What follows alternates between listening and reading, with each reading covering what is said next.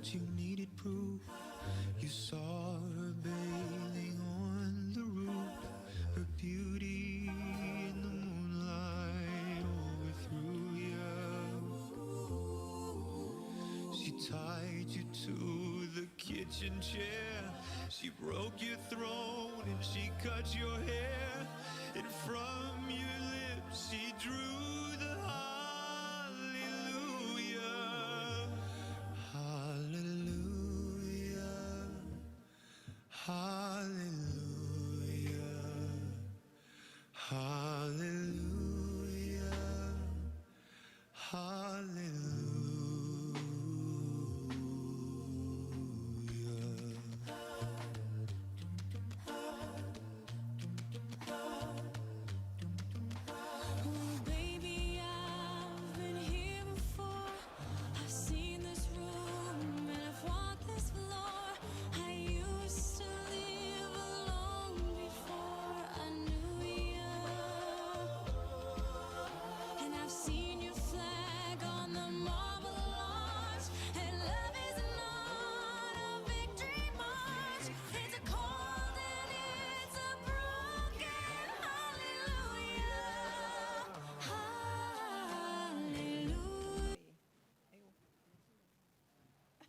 弟兄姐妹平安，平安。感谢主，让我们可以一大早，特别是在主日的早晨，我们可以在这里一起来敬拜我们的上帝。我们当然要来赞美我们的神啊，哈！因为上个礼拜尤伯宏牧师在讲爱赞美，爱来俄勒，俄勒想不是俄勒人哦，是俄勒赞美主。爱来俄勒是什么意思呢？来赞美是什么意思呢？当然就是来赞美这一位爱我们全能全知全在的上帝。这一位上帝是值得我们信赖的，只有他是靠得住的，人都靠不住。我们就是要来赞美，来赞美的就是4个字：来呀，来呀，来赞美就是哈利路亚，哈利路亚。我们从后面，从家里从任何一个地方，四面八方都来到主的圣殿，我们一起来呀，来呀，来赞美主，哈利路亚，哈利路亚。请我们起立。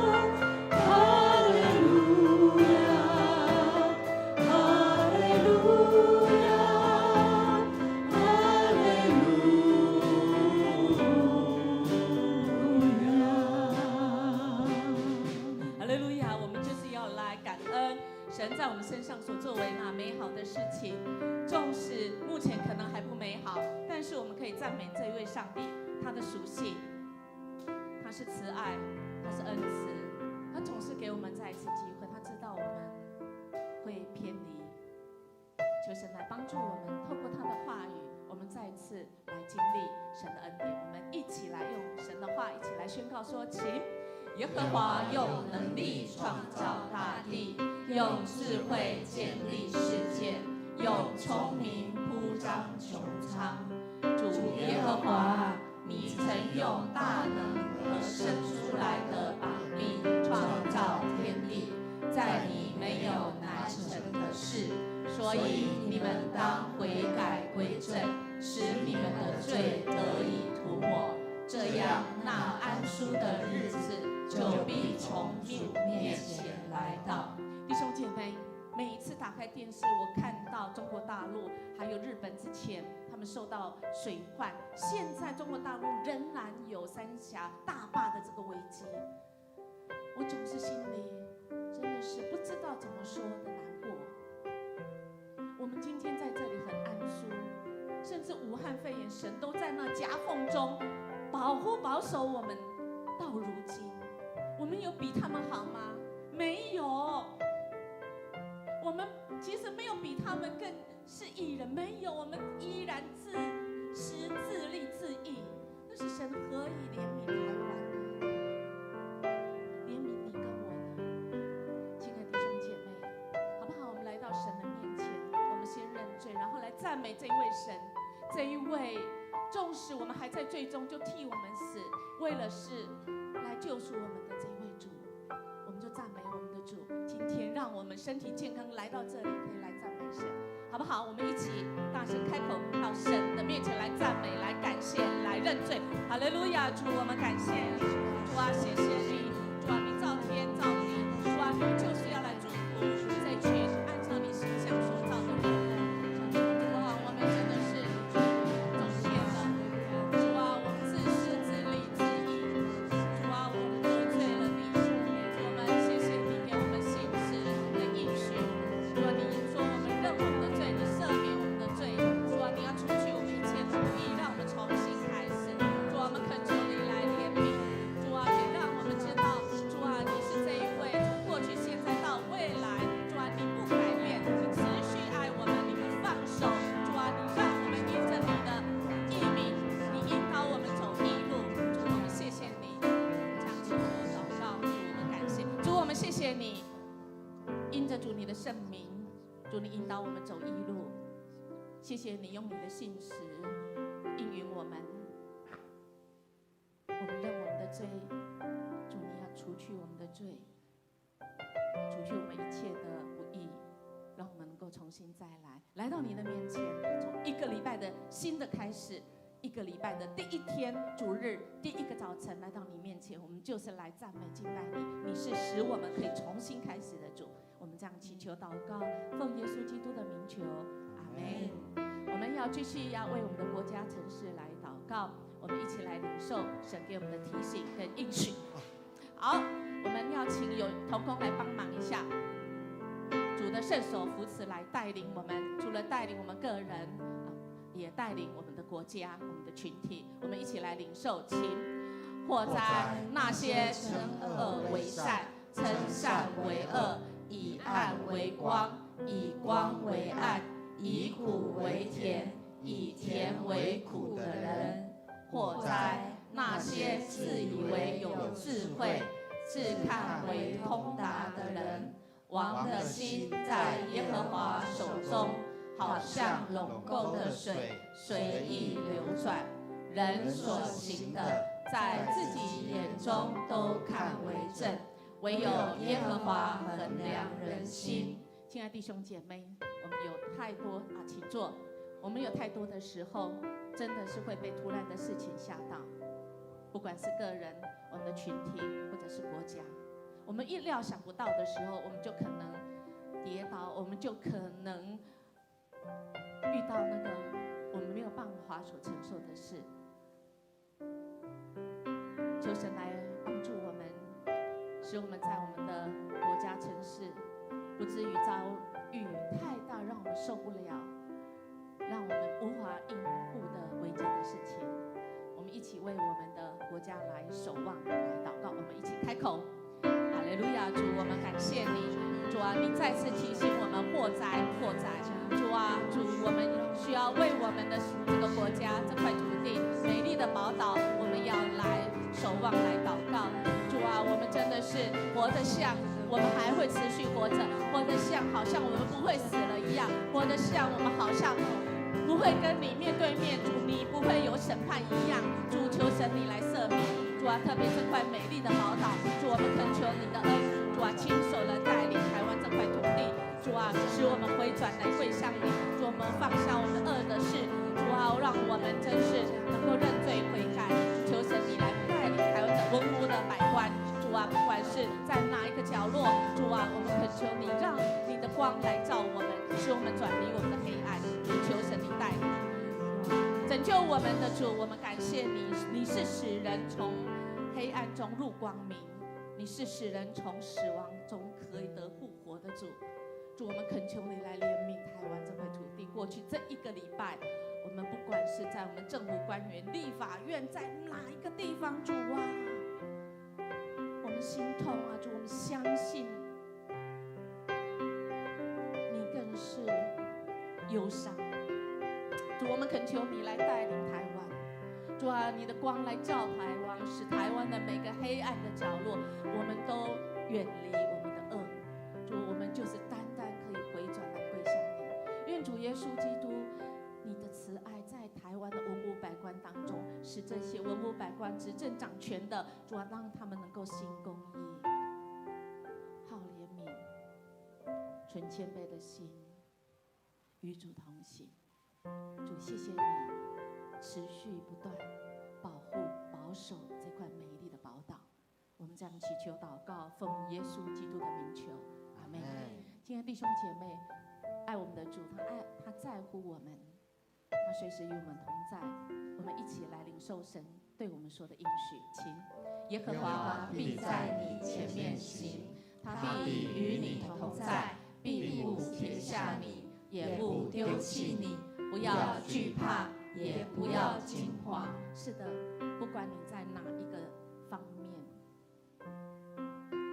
不要惊慌，不要担心。主的圣手扶持带领你，他的爱带来完全的医治、恢复、支持跟引导。如果你有需要这几方面，你都可以请你可以起立。我们的同工，我们穿背心的同工跟牧长会到你的身边为你来祷告。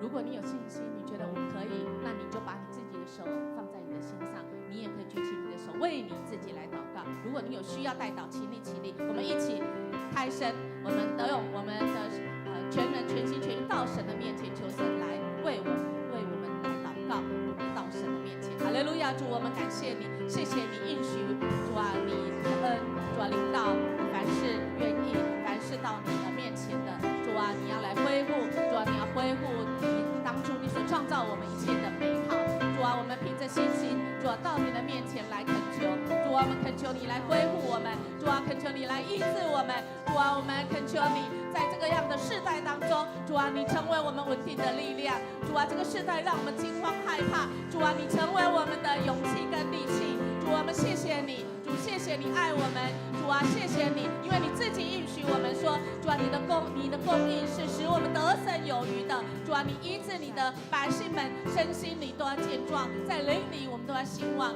主，你派天军天使来保护保守我们，使我们在出路当中，主，我们真是遇见主你的平安与喜乐，谢谢主你的应许，我们这样祈求祷告，奉耶稣基督的名求，阿们。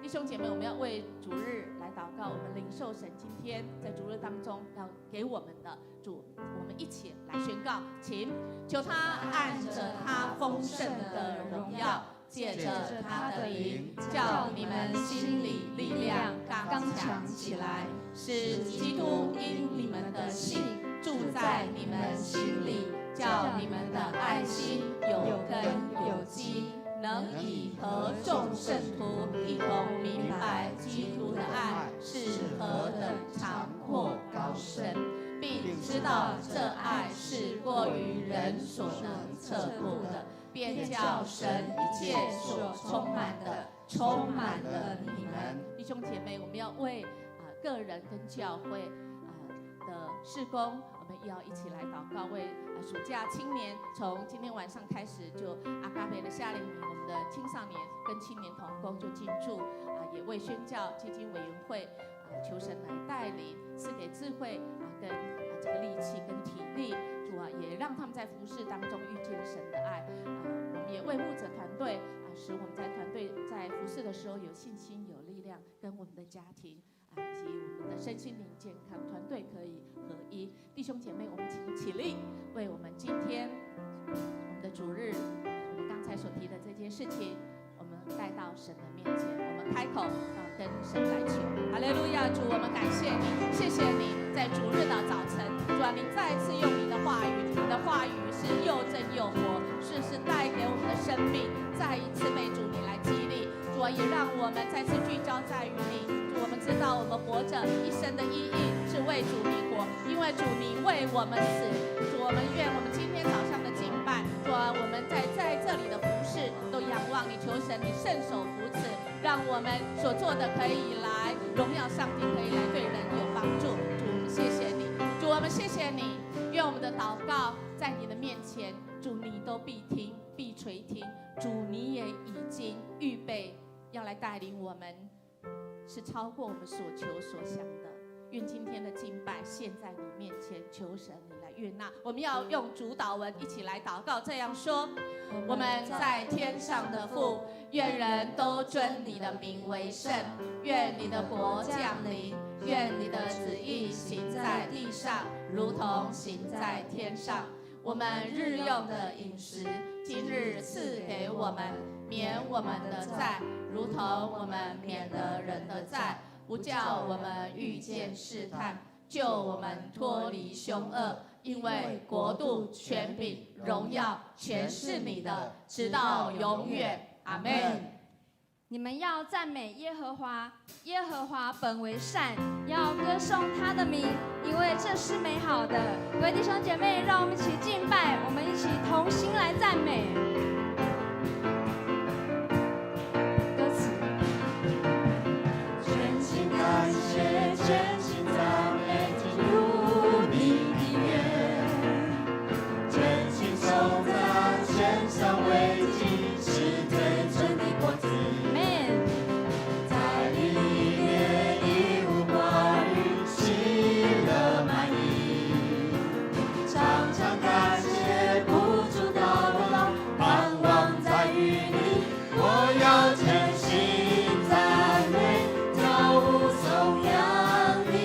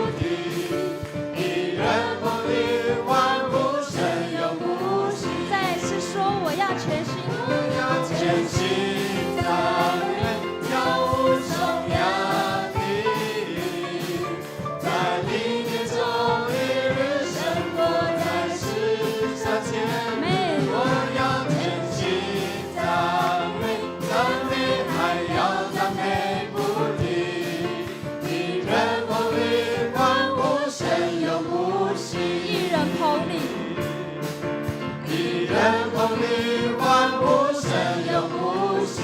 一人捧你，一人捧你，欢呼神永不息。哈利路亚！我们将一切的赞美献给在天上的父神。哈利路亚！各位弟兄姐妹，请坐。我们要继续来听神对我们说的话，我们要静静来听神的声音，静静听。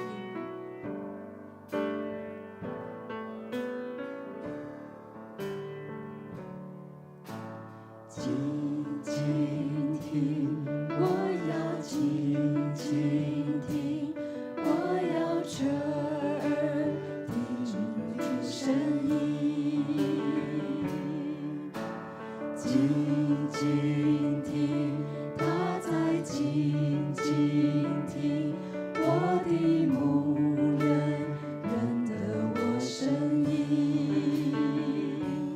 他是大牧者，生命的主宰，我一生只听谁主声音。他是大牧者，生命的主宰，他的羊认得他声音。静静听，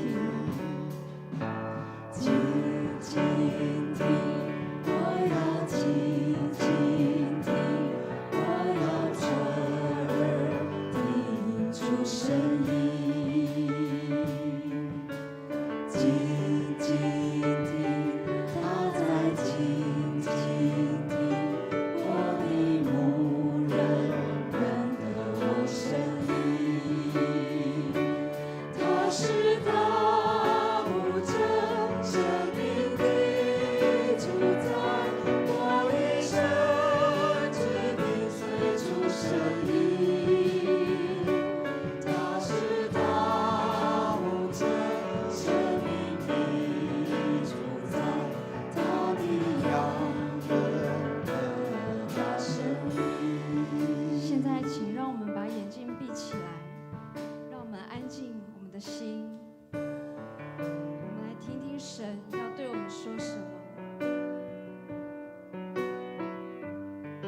神他也许是跟你说，孩子，我知道你累了，把重担交给我，把重担放下来吧。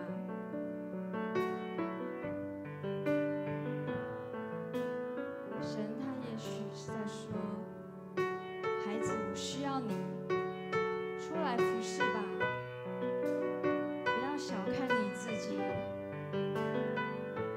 我赐予你们每一个人都有不同的恩赐啊，出来与我同工吧。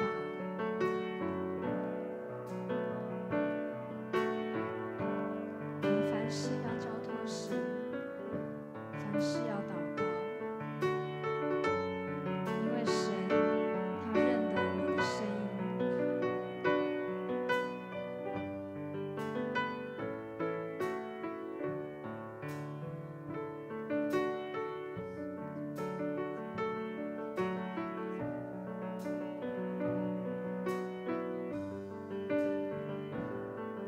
他是大牧者，他是大牧者，生命的主宰，我一生只听随主声音。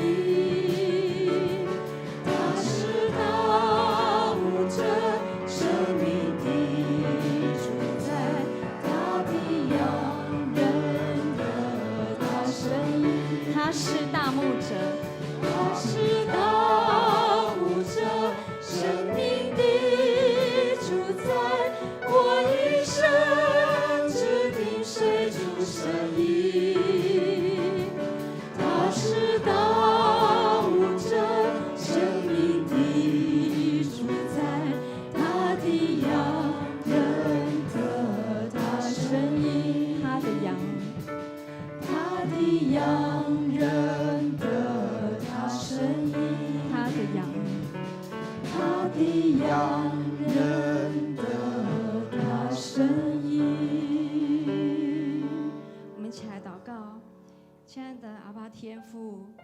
谢谢你总是在我们需要你的时候帮助我们，听我们的祷告。谢谢你总是将我们捧在手掌心上，当我们是你的宝贝。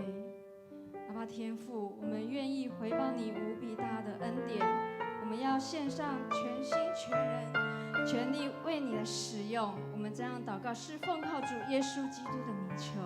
阿门。每一天渴望与你在爱中相遇，再一次将自己完全地献给你，唯有你是我的喜乐和力量，我甘愿舍弃一切充满你。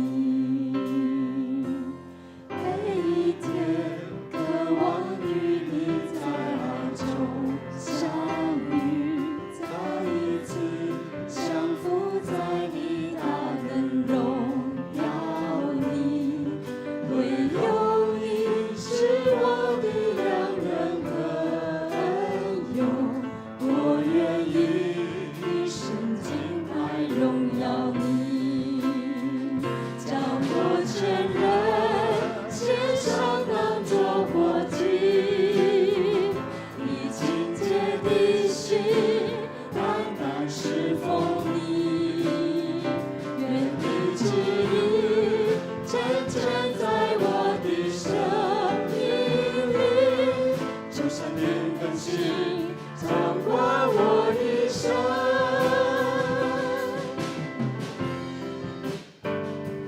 每一天渴望与你在爱中相遇，再一次将自己完全地献给你，唯有你是我的喜乐和力量，我甘愿舍弃一切跟随你。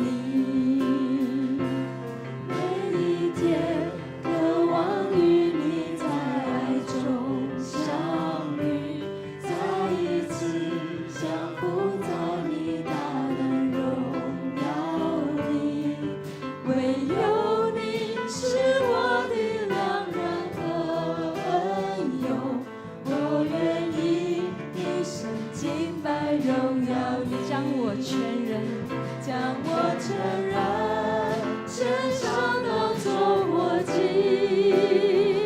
以清洁的心单单侍奉你，愿你旨意真正在我的生命里，就像灵更新掌管我一生，接近我，接近我，寻我，快跑跟随你，在爱中遇见你。接近我，寻我，快跑跟随你，荣耀中敬拜你。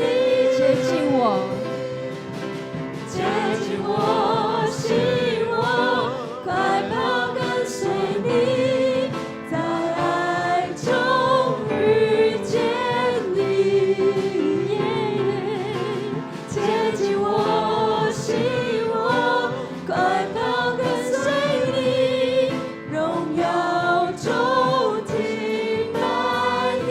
将我全人将我全人献上当作活祭，以清洁的心单单侍奉你，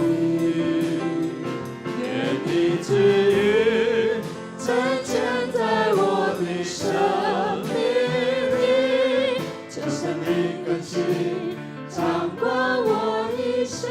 将我全人献，将我全人献上当作活祭，以清洁的心单单侍奉你，愿你旨意真正在我的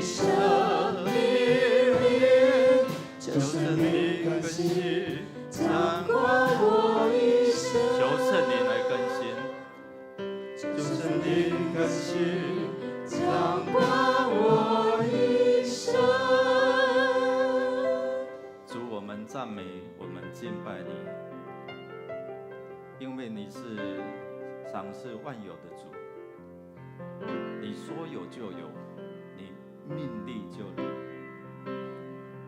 除了你之外，我们别有其他的福分。你用你的话语成为我们脚前的灯，路上的光。你的话语一开启，就是愚昧的人充满了聪明智慧。主用你的真理叫我们得自由，在你的爱中与主相遇。你用不变的爱一直在引导我们，吸引我们，叫我们快跑来跟随你。主，每一次的敬拜，我们愿你掌权，愿你在这边悦纳我们对你的敬拜，也垂听我们对你的呼求，开启你恩典的窗户，倾福下来，让我们经历你是那供应得胜有余的主。谢谢主，在敬拜当中帮助我们敞开我们的心灵，能够聆听你的话语。谢谢主垂听我们的祷告，靠耶稣基督得胜的名求，Amen。弟兄姐妹，大家平安。我们现在介绍一位在我们当中一同敬拜的弟兄姐妹，那个陈义恩姐妹，陈义生姐妹，我们欢迎她哈，欢迎她。愿上帝赐福你，请坐，监听，监听。好，其他有第一次来与我们一同敬拜的弟兄姐妹吗？好，如果没有，我们来看周报的消息。我们在下主日在401在下午1点401教室召开长执会。请各单位在7月24号前提出我们各单位的报告。下主日9点50到11点，也有在文昌公园的市立图书馆进行医疗咨询。我们有詹医师、有尤医师，还有健康咨询的同工志工队第一队。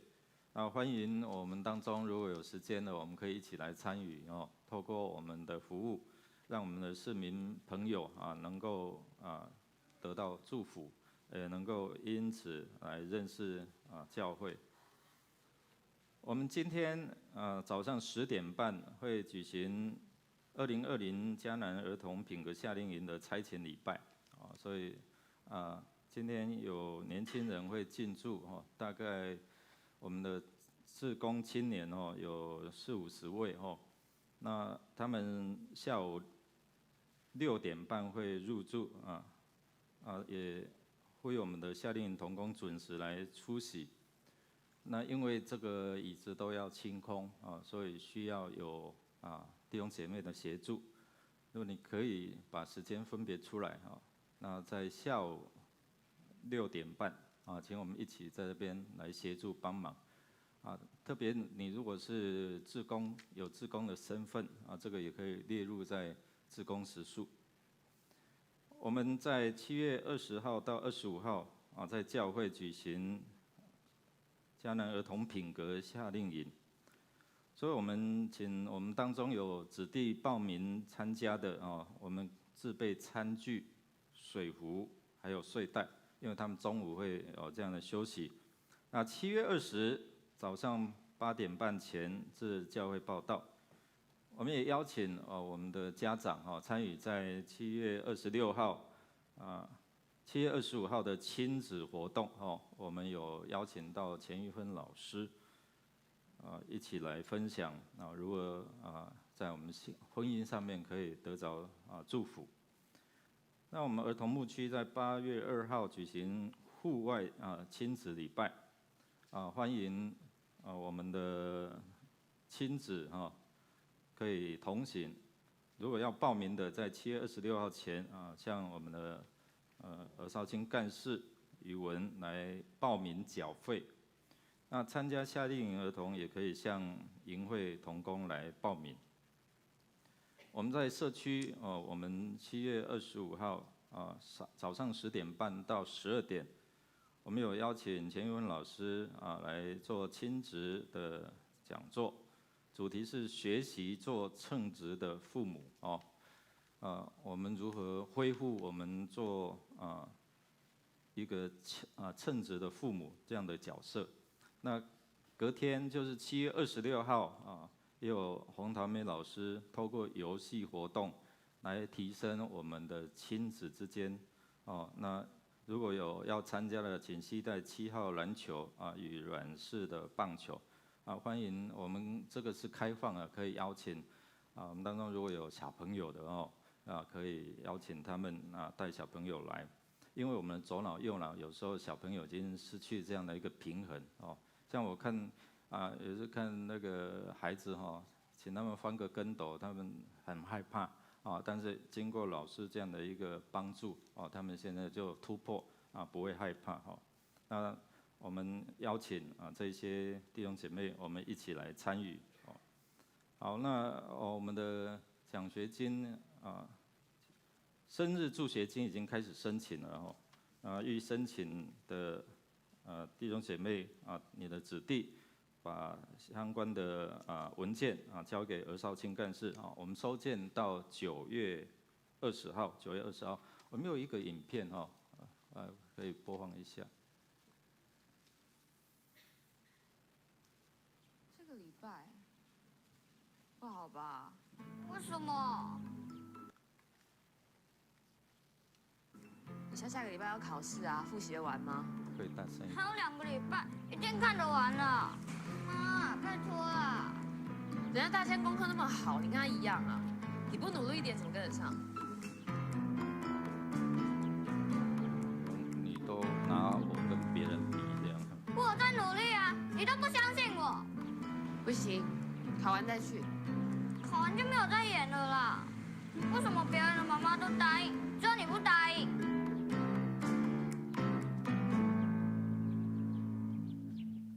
你这什么态度我不想吃了啦，我想先走回家。我们一起学习做称职的父母。您如何在亲子互动中可以理解孩子？父母在教养过程中和孩子有效沟通，未察觉的深层情绪，学习有效的表达，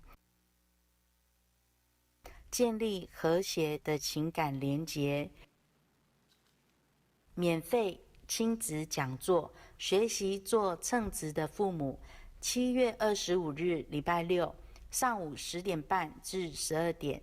钱玉芬老师在桃园区中华路49号。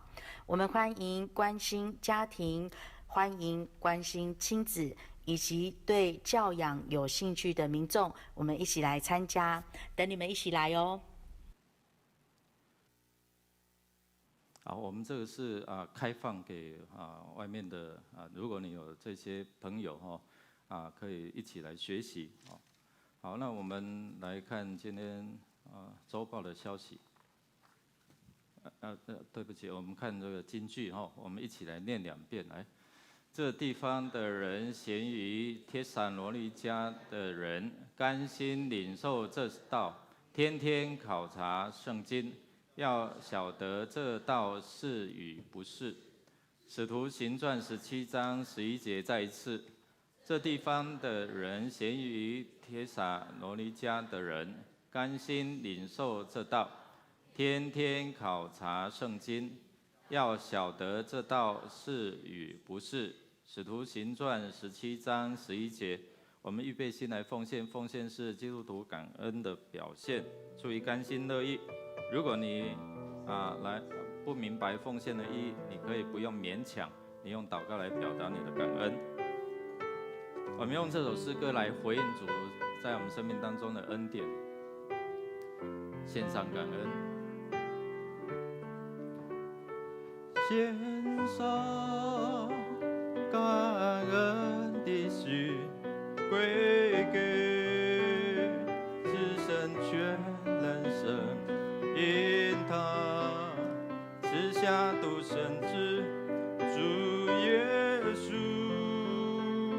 基督，献上感恩的心归给至圣全能神因他赐下独生子主耶稣基督，一起站立。如今软弱者已得刚强，贫穷者已成富足，都因为主已成就了大事。如今软弱者已得刚强，贫穷者已成富足，都因为主已成就了大事。感恩，感恩，感恩。亲爱的天父，感谢你，赞美你，你是创造天地的主，你是赐我们生命的主，你对我们每一个人生命都有美好的旨意和祝福，但是我们常常得罪了你，我们偏行己意，我们破坏了这个世界的美好。求主你来宽恕我们的罪，让我们的罪可以得着你的，让我们的罪可以得着主你的保守跟看顾。主啊，谢谢你。在这个炎热的天气里，求主你来看守、保守弟兄姐妹身心灵的健康，使我们领受从你而来的祝福，我们也领受你的爱，也将这个福音传给我们周遭的人。主，我们感谢你。我们现在奉献金钱、时间、才能为主所用，求主你来悦纳。我们这样的祷告是奉主耶稣基督的名求，阿门。坐下前彼此祝福说：听主话得恩典，听主话得恩典，听主话得恩典。我们一起来听主的话，来得着这个恩典。我们一起来看《使徒行传》17章1到15节，在新约《使徒行传》17章1到15节。我们持续一直在读，现在已经来到了保罗。保罗原来叫扫罗，他原来是迫害信耶稣基督的人，因为他自己是犹太人，他信的是犹太教，所以他不屑，他觉得耶稣是什么啊？哪里可以称为是弥赛亚？所以他迫害信耶稣的人。但是这么理性的人，因为他学了很多，可以说是现在所谓的博士，可是竟然神用超自然的能力、超时空，神的灵对他来说话，于是他就相信了这一位耶稣基督是他生命的主。他整个人翻转过来以后，不但没有迫害信耶稣，反而去宣扬耶稣基督的福音，使人的生命可以得着翻转。但是呢，原来他的这个犹太人有信犹太教的，哇，那当然他看到有人去宣扬福音，就追呀，逼迫他。上个礼拜我们来到了，尤牧师有告诉我们，他们去传福音行了神迹奇事，还反而被怎样告到官府里，然后被关到监狱里面。他们竟然在监狱里面手脚都被铐住以后，他们还可以来赞美上帝，这是很奇妙的。所以那个典狱长以现在话语来讲，典狱的看管的，哇，这是不是普通人哦？竟然还在那里可以来赞美这一位，让他在监狱里面被关在监狱的这一位上帝，竟然还说这位上帝是可以得救，使他得救；这位上帝是可以使他得自由。可是他明明被关在监狱里，可是他就是尽情来赞美。我们发现，不是只有他们赞美，全监狱里面都来赞美。而且一赞美的时候，竟然发生超自然的事情，就是地大地震。哇，这个所谓的典狱长更吓坏了。哇，这个绝对不是普通人，这一定是神啊！那他们都跑光了怎么办？我就赶快来自杀。这时候保罗竟然说：“且慢，我们都在这里，不要。”这个典狱长，这狱卒一看到他们说：“哇！”马上跪下说：“我怎么样，我的一家才能够得救？我怎样才能得救？”所以保罗就到他的家。管道到他的家，然后就把福音传给他，他跟他的一家就得救了。我们看到保罗他传福音，就只有在这里吗？所谓上个礼拜的腓立比那个地方吗？因为很多人要追杀他，他没有停止。他今天来到哪里呢？今天的经文如果一开始看，就是他到帖撒罗尼迦这个地方，他仍然大胆来宣讲，而且去了2个地方，因为他去了第一个地方。还是一样被追杀，然后他还是不管，我就是讲，我们发现今天经文，等一下我们读就知道哦，真的很多人信呢，所以尽管讲，就是有人有信，当然也有人不信。然后他又到另外一个地方，竟然那里不是只有一般的我们所谓金字塔底层的人信，还更多是所谓的贵族也信。我们来看发生什么事，我们一起来读。如果预备好了，我们就来看17章1到15节。请我们一起来读。保罗和希拉经过暗非波里、亚波罗尼亚，来到帖撒罗尼迦，在那里有犹太人的会馆。保罗照他素常的规矩进去，一连3个安息日。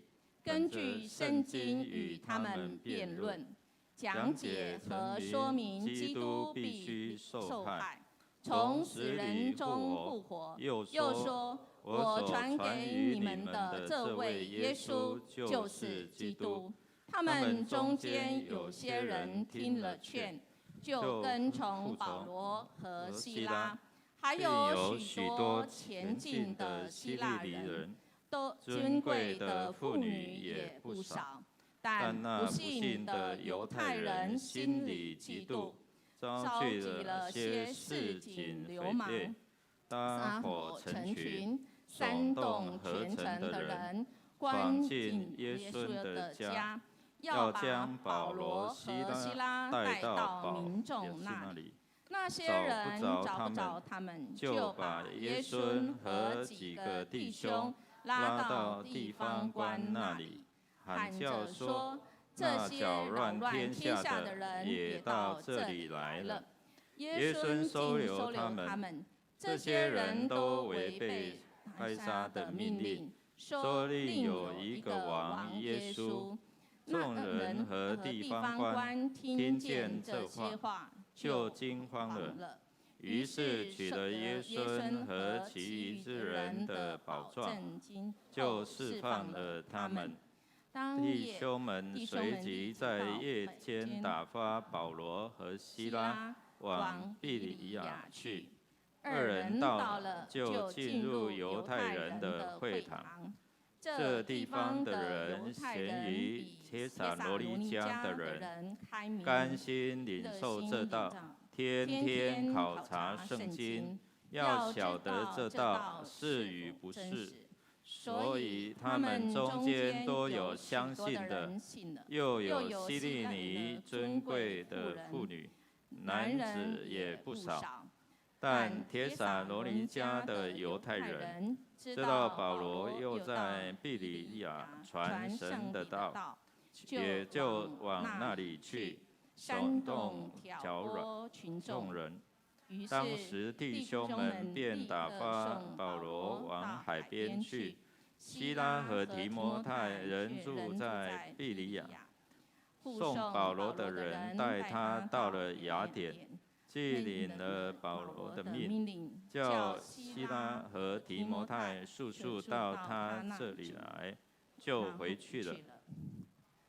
好，我们读到这里，我们看到保罗，他就是爱传上帝的话，他就是爱听上帝的话。我们听谁的话呢？这个美国的37岁的男人，他相信的一个信仰就是打死都不戴口罩。他在他的 IG 跟 FB 上面宣扬说，不必戴口罩，因为武汉疫情这个根本是炒作，甚至还这个去参加了 party， 说我们这个叫做武汉肺炎的 party， 大家尽情来欢乐。所以他招聚了很多他的信徒，他传了很多这样子的所谓的福音。在他参加了 party 没多久，他就得了武汉肺炎，而且很快7月4号他就离开了这人间。亲爱的弟兄姐妹，他的话你信吗？爱听话，听谁的话？听什么话？那么我们传什么话？我们要谁来听话？我们的儿女吗？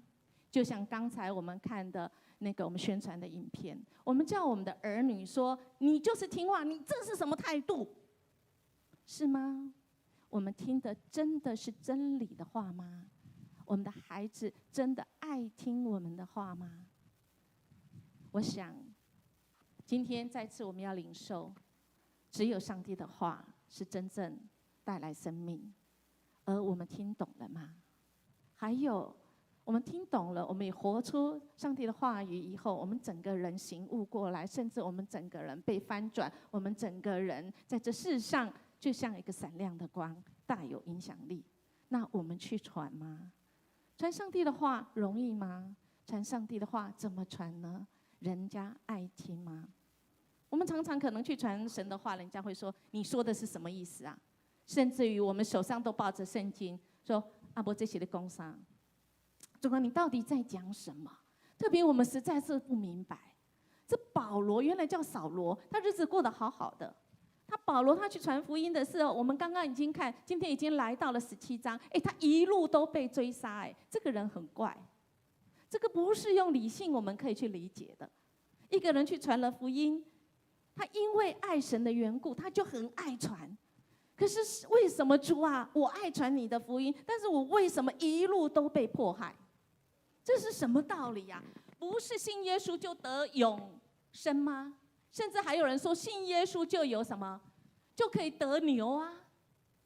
信耶稣就有一切都顺利，一切都有了吗？那何以信耶稣？因为爱神的缘故，爱福音的缘故，而我去传福音，却是一路被迫害，到底是什么原因呢？我们来看，我们就会发现保罗这个人，原来他是被上帝的爱来激励，挡不住的耶。他因为上帝爱他，他觉得我的人生如果我没有去传扬福音，我的生命好像就没有意义。我如果没有去传这一位爱我的，把这个好消息跟别人分享，我好像我的生命就觉得很空虚。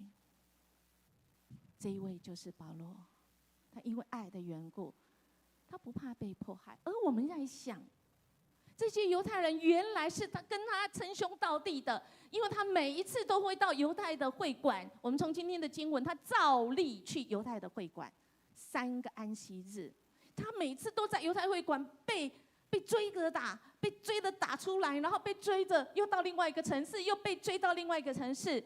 可是他仍然，那为什么这个犹太的，他原来的信犹太教的，他原来的弟兄，他犹太人的这些人，为什么原来是爱所谓的扫罗的，现在怎么会变成反过来破坏他呢？爱到底是什么？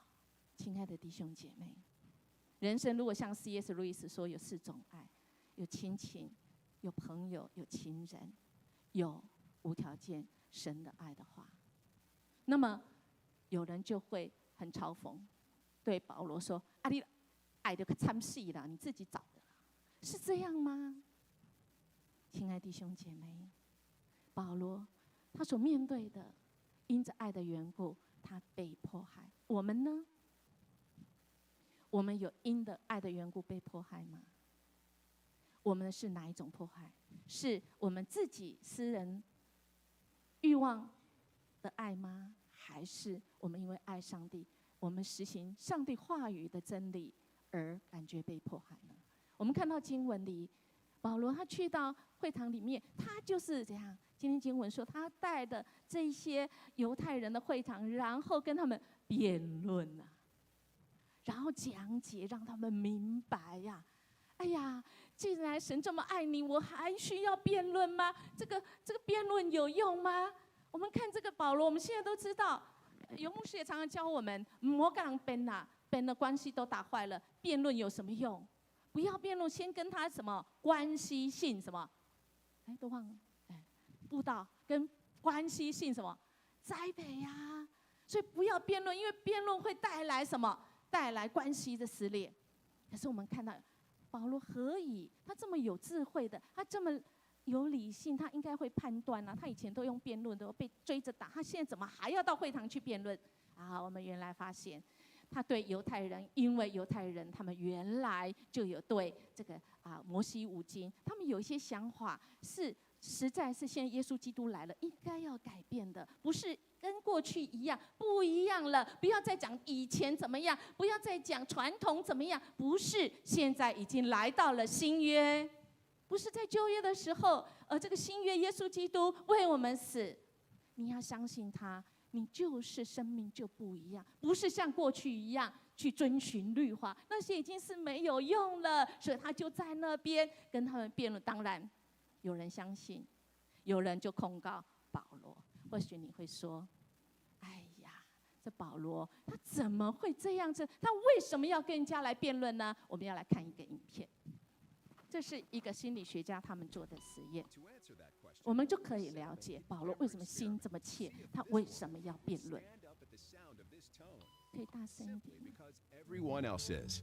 You might be thinking you'd never go along with this. Or would you? 只要听到哔哔，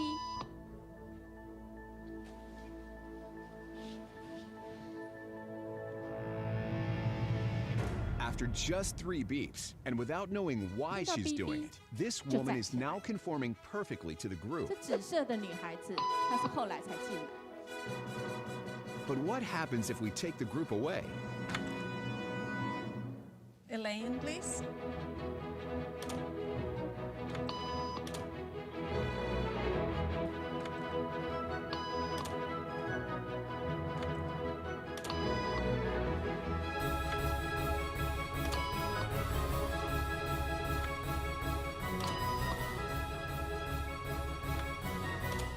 Okay, now she's alone. The crowd is gone, and nobody is watching her except our hidden cameras. What do you think she'll do? 她听到哔会不会站起来？ She's now conforming to the rules of the group without them even being 她 there. 竟然已经成为 Now, 习 watch 惯 what happens when we 制约了 introduce another outsider who doesn't know the rules. For a noon appointment. Have a seat, and they'll be out in just a couple minutes. Great, thanks so much.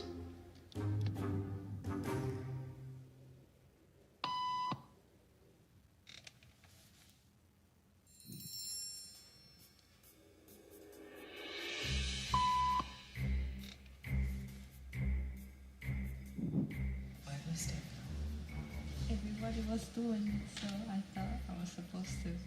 Think she'll teach the new guy what to do?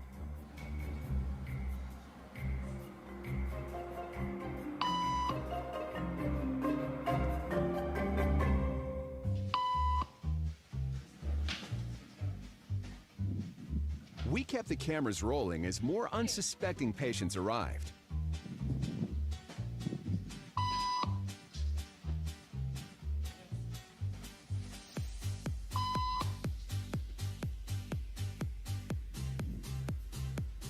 And slowly but surely, what began as a random rule for this woman has now become the social norm for everyone in this waiting room. Here to explain what's going on in their brains is Jonah Berger of the University of Pennsylvania. This sort of internalized form of herd behavior is part of what we call social learning. Starting at a very early age, when we see members of our group perform a task, our brains literally reward us for following in their footsteps. When I saw everybody stand up, I felt like I needed to join them. Otherwise, I'm like excluded. Once I decided to go with it, then I felt much more comfortable. Conformity is how we become socialized, but it can also cause us to develop bad habits or repeat past wrongs. And it's why even this rebel, who wasn't standing for any of this nonsense, eventually joined the ranks. And the only thing more shocking than seeing how easily conformity affects the way you act is that similar forces are subconsciously shaping the way you think right now. 亲爱的弟兄姐妹，等一下我们 B 会不会站起来？有可能哦。亲爱的弟兄姐妹，我们现在只要有人说哈利路亚，马上有人说什么？阿门。所以保罗他为什么要辩论？他不是不顾那个关系。麻烦 PPT 谢谢。他不是麻烦 PPT。他不是要爱辩论，因为我们知道，只要爱辩论，辩赢了，其实你就输了，是吗？不是，是保罗他实在是看到他犹太的，他以前犹太人里面有太多逼，所以我们可以用理性，我们可以来辩论。但是如果他不能接受，我们真的是求圣灵来光照我们，我们人才会改变。今天我们坐在这里，都是因为神的圣灵，使我们可以称呼这一位主，因为我们才能够从过去那个框架、那个传统，或者是所谓的民间信仰，我们愿意承认这一位耶稣基督成为我们生命中的主。亲爱的弟兄姐妹，我们教会有没有很多的传统压得我们很难受？我们也跟着就这样做，就跟着这样信。有，从哪里？你坐的椅子。我们在长老会这个椅子有多重？等一下你走的时候，你看看你搬得起来，搬不起来。如果你搬不起来，我要拜托你，今天晚上6点半你一定要来帮忙搬。你就知道这些青少年有多不舍啊！正在长大的青少年搬这个椅子有多重？这是我们的传统，换不掉。我们已经知道很多教会把这个椅子换掉以后，那牧师就走了，就被请走了。这是我们的传统，亲爱的弟兄姐妹，在你生命中有没有这样的没有经过在神的真理里面，而你一直坚守的呢？好不好？今天晚上，如果你自己腰不舒服，你没办法来搬，没关系，你可以找一个人来帮忙，就像人家那个花木兰代父从军，对不对？哈，可以请你的儿子或者是你有认识的青年来帮忙搬。楼下有一个登记表。你可以来登记，为主来做事，来疼惜这下一代青少年。他们1个礼拜都会很忙，1个礼拜都会很累，不要第1天就累垮了。亲爱的弟兄姐妹，好不好？我们不是为辩论而辩论，而是我们为真理而辩论。那么还有爱为什么会带来混乱的天下？当然会。如果你原来不是信主耶稣的，你信了主耶稣基督，你一定家人怎样反对你到底啊？有一个叫做林学公，今天如果你有看新眼光的人，他举的例子，林学公他是住在嘉义的这个所谓的书生门第之家。可是可惜他很年轻的时候学了一肚子的学问，可是他却爱喝酒跟赌博，他家人奈何不了他。有一次他去找他的这个好朋友赌友这个赌博的要找他赌博，这个人跟他讲：“对不起，我不再赌了，因为我信耶稣。”哇，他都吓坏了，他就跟他辩论说：“耶稣有什么好的？这个耶稣是会灭我们族的教这个你真是不应该啊！”原来他跟他是好朋友，结果现在竟然还骂他的朋友。他的朋友说：“我说不过你，我没有办法跟你辩论，我带你去我们教会，我传道跟你讲。”没想到他一进到教会不得了。怎么不得了？他竟然信耶稣，而且他回去他就告诉他的家人，哇，他家人是门第书香是大家族，怎么可能？他的家族可以容许他赌博，可以容许他喝酒，但是不能容许他信耶稣，所以竟然把他关起来。他不赌了，他戒赌了，竟然还把他关起来。亲爱的弟兄姐妹，这个是爱吗？因为爱而被迫害，因为爱，他被关在房间里，不准祷告，不准去教会，不准出去。但是很奇妙，因着他坚信，他的家庭、他的社群、整个村庄、整个嘉义的地区都被他搞混乱了。这一个大家族的儿子竟然信耶稣啊！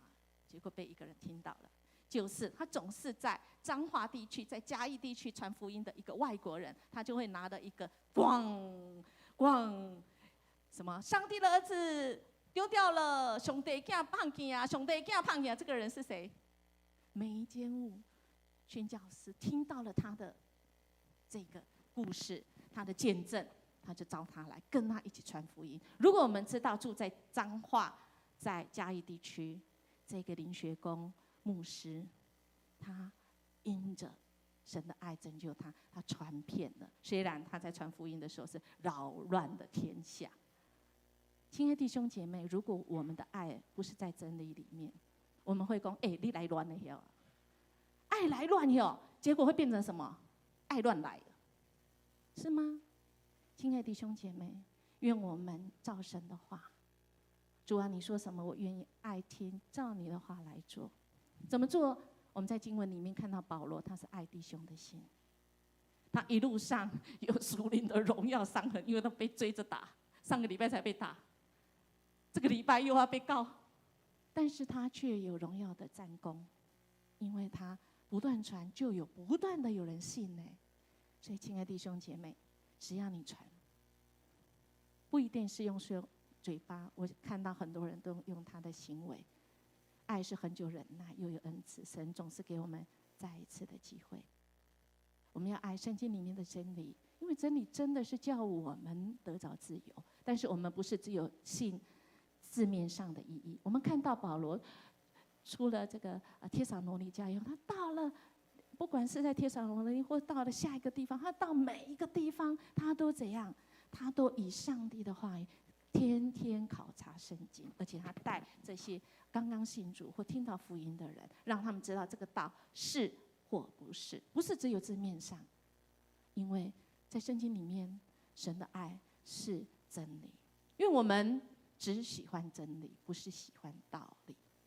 我们从刚才的这个影片，心理学家所说的这个实验，我们就知道，亲爱的大家，我们人绝对不是理性的动物。我们很多的时候不理性，只是我们自己不知道而已。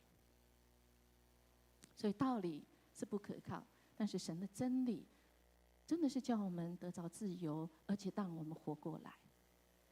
我们爱来传耶稣基督的福音，就像今天的经文里，保罗他所传给庇利亚的百姓的福音，为什么这么吸引人？绝对不是一切顺利、万事亨通而已。他传的这个福音可能会带来怎样？可能会带来大混乱。刚刚有讲，家庭家族，你原来习惯的，你可能都被扰乱了。我原来的生活好好的，我现在为什么今天晚上6点半要来搬椅子？我为什么要很辛苦的，还要奉献，还要来服侍，还要这个，还要那个？亲爱的弟兄姐妹，耶稣基督，如果你真是接受了，也懂了耶稣基督，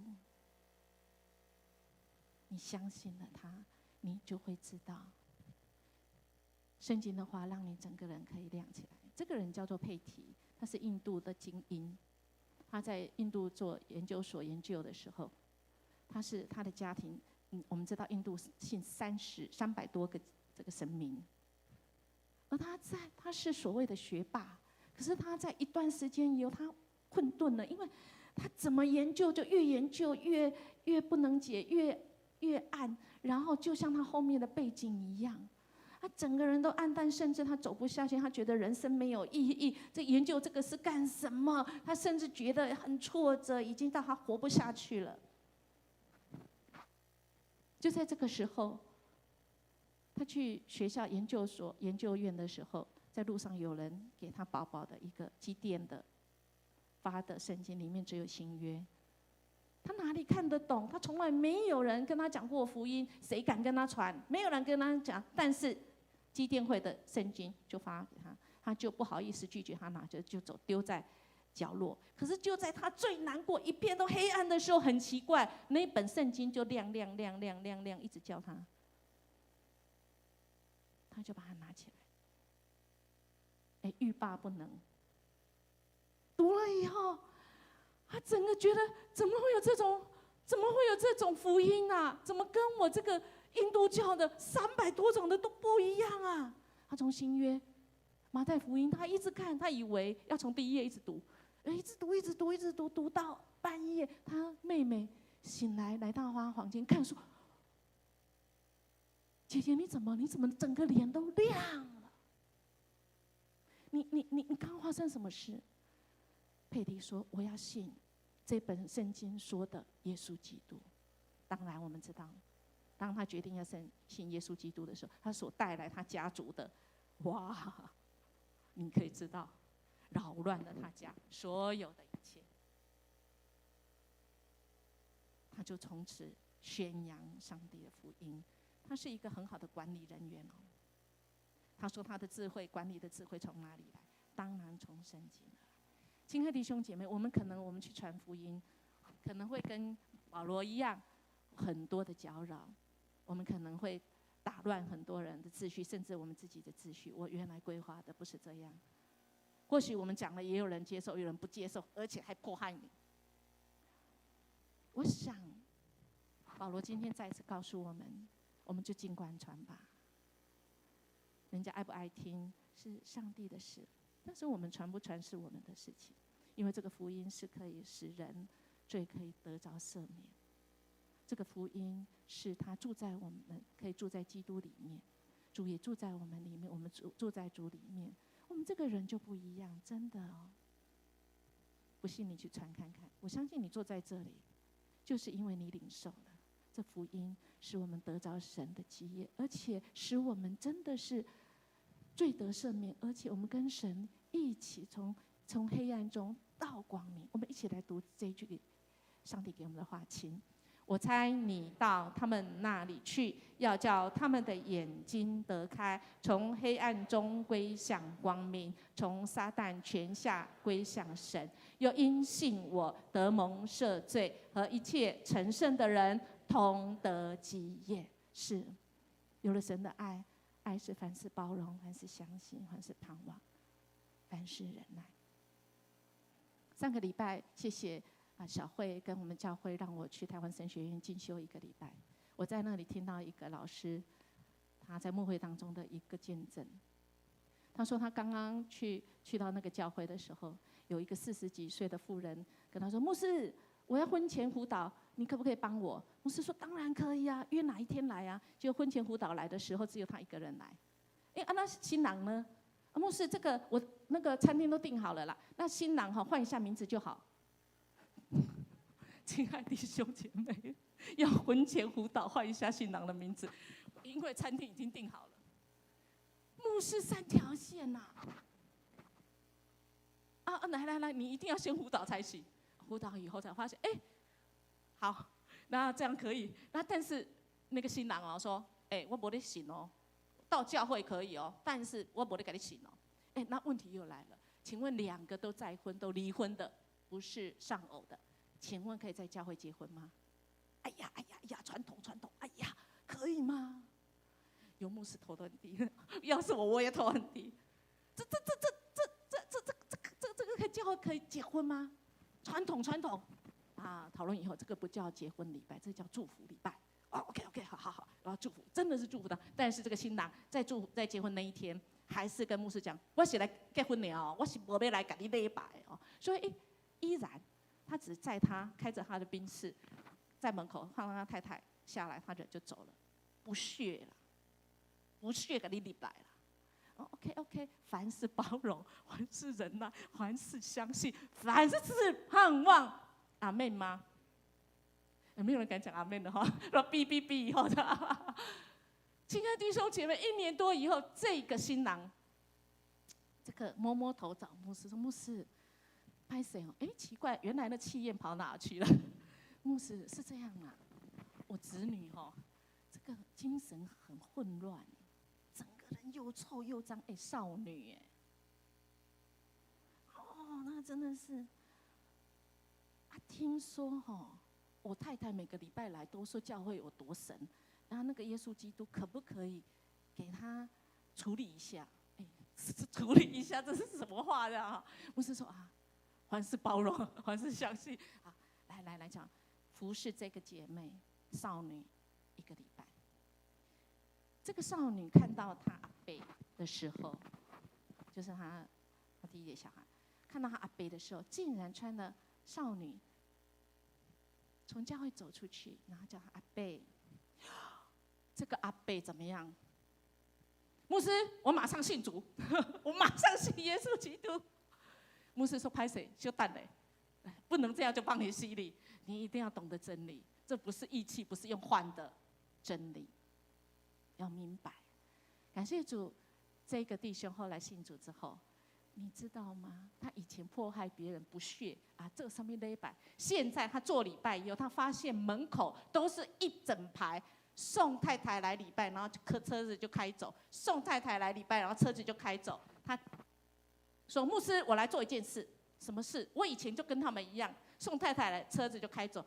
我专门来门口来安排停车的，来进来，我来跟他们来传福音。”亲爱的弟兄姐妹，一个人的改变，这个弟兄在他们教会成立一个爸爸团契，算爸爸小组，然后传了很多的福音。亲爱的弟兄姐妹，神给我们再一次机会，我们给人再一次机会吗？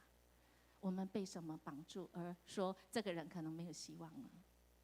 因为我们能够活出神的话语，因为神的灵在我身上，神的灵也在神所拣选、你所关心、你为他带导福音的朋友的身上，是要让我们使人贫穷的得着富足，使被捆绑的得释放，瞎眼的可以得看见，那受压迫的真的是可以在真理里面不再被罪恶所辖制，可以得到真正的自由，使人可以跟神仙和好，也可以得着那拯救，跟我们有一个重生的身份进入神的国，让我们新的重新开始，天天来经历在神里面、神国里面的喜乐跟盼望。更重要的是，你会觉得每一天都很有意义，你每一天都很起劲，要挡你都挡不了。冲啊！我就是要活出圣经里面又真又神活的，这是从死里复活，可以使人从死里复活。你说牧师，我还没死，亲爱的弟兄姐妹，你确定你还没死吗？你不是不久前才讲我心死了吗？你不久前才说算了算了，不要了，不理他了，我下次再不跟这种人在一起了，有没有？主要帮助我们，我们一起来读这个话，请这天国的福音要传遍天下，对万民做见证，然后末期再来到。主等着我们，他不是耽搁，他是怜悯我们，再给我们机会。神的爱永不止息，因为我们爱听懂，所以我们一定要每天单独会主，好吗？如果不知道，我们真的是可以拿来查考，问牧师、问小组长、问牧师，耶稣今天对我说什么话？爱听话，不是只有听了话，我们还要活出上帝话语的影响力，好不好？我们来听，来唱这首，也听神对你说的话。或许你还不太明白，但是神要讲你听得懂、可以实践出来的话。我们请起立，我们一起来听神对我们说的话。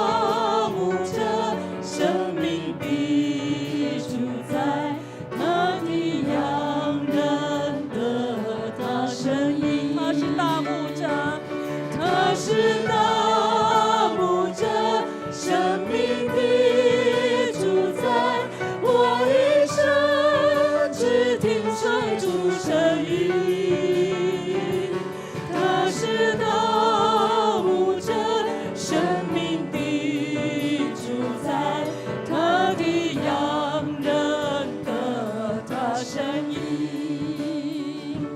他是大牧者，生命的主宰，我一生只听随主声音。他是大牧者，他是大牧者，生命的主宰，他的羊认得他声音。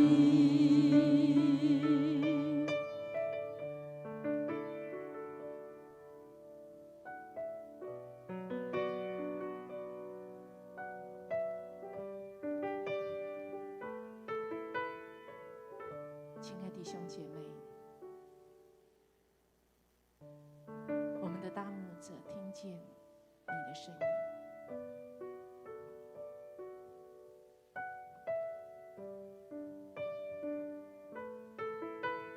我们听见我们的大牧者此时此刻对你说话的声音吗？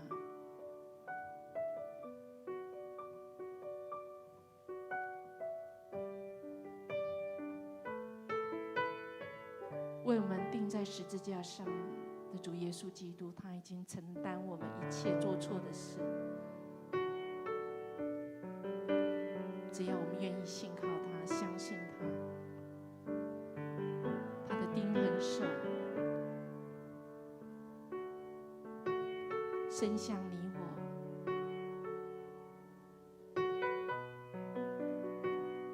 他是一个负伤的治疗者。他是一个我们生命中最大的医生。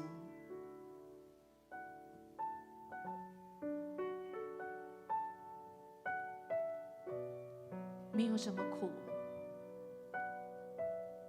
我们的主耶稣在十字架上没有承担的，没有他不懂的，没有什么苦，我们的主不在乎的，他在乎你。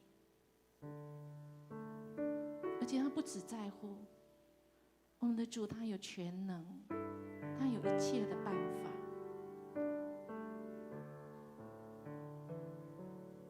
将自己交在钉痕的手，耶稣基督的手上，将自己全然的靠在这位耶稣基督的怀里，听见耶稣基督的心。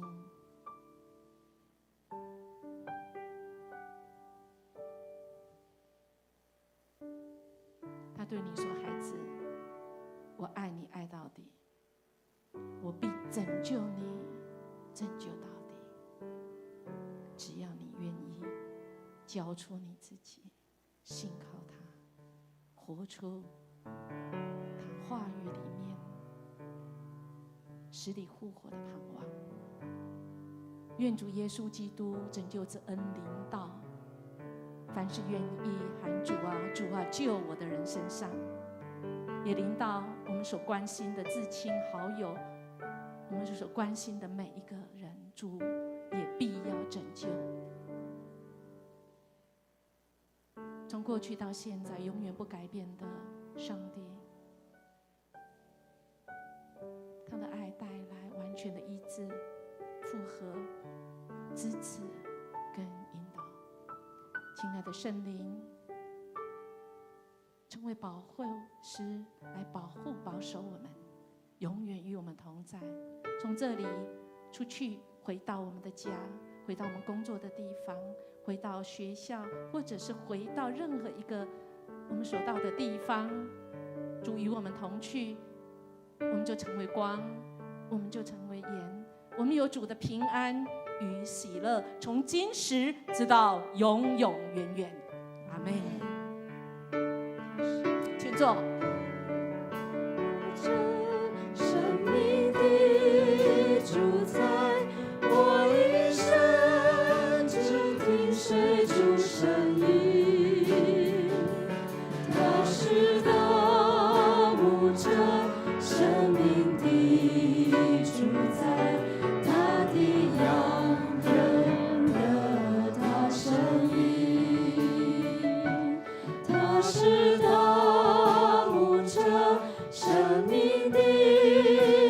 在我一生，只听水主声音。他是道者，生命的主宰，他的羊认得他声音。我们今天的礼拜就到这里，我们互道平安。